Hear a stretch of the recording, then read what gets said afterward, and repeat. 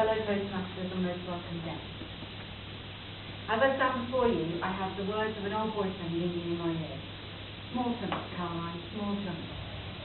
According to him, I wasn't very good at getting to the point. And it's probably fair to say that amongst my family and friends, I'm not particularly well known for my brevity in speech. So you can imagine, talking about myself in 46 minutes has been somewhat of a challenge, but I'll give it a go. In the spirit of small chunks, I thought I'd start by giving you 10 quick facts about me.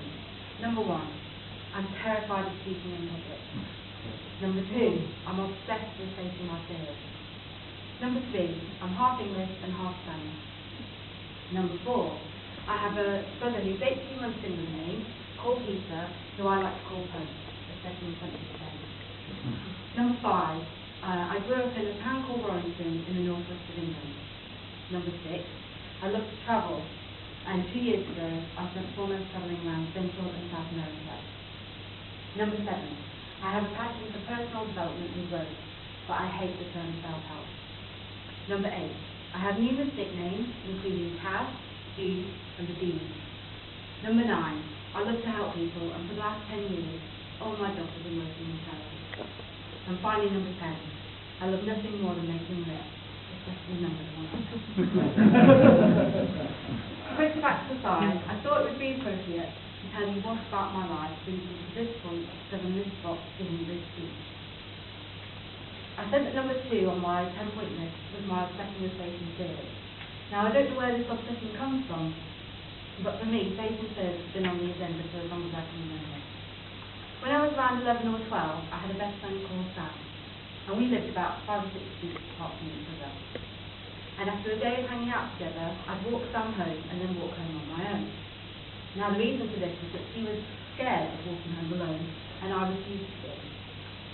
When I was about 14, my dad brought me away to laugh, because he was terrified of bad things that might happen to me.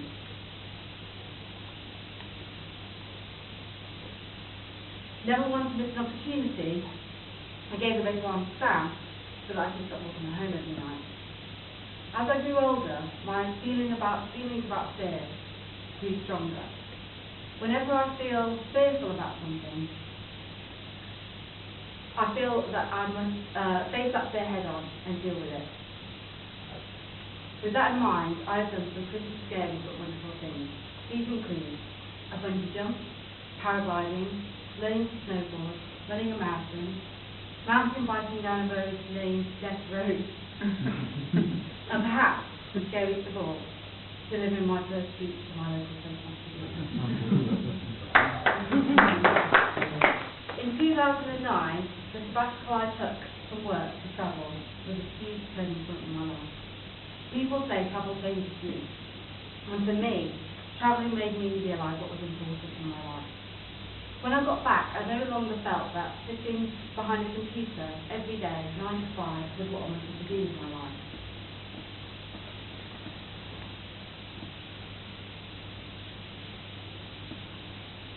So, I've spent the last couple of years trying to work out what exactly it is that I should do. I started by volunteering for a youth group, because I thought that might be it. It isn't. It's driving me nuts. I investigated the idea of being a teacher, but I didn't really fancy marking papers every night. I looked into being a social worker, but that didn't quite hit the mark either. And I toyed with the idea of being a life coach. Around 6 months ago, I was reading a book called The Happiness Project, within which the author talks about finding her calling in life. She said, and I'm paraphrasing here, if you want to find your calling in life, look at what you enjoy doing in your spare time, and then you'll find it. For her, she found that she enjoyed writing and gave up a career in law to become a very successful writer. This got me thinking, and it didn't take long for the answer to come. In my spare time, I focused on personal development. All the activities I mentioned earlier stem from a place of wanting to be the best that I can be. So, bearing all of this in mind,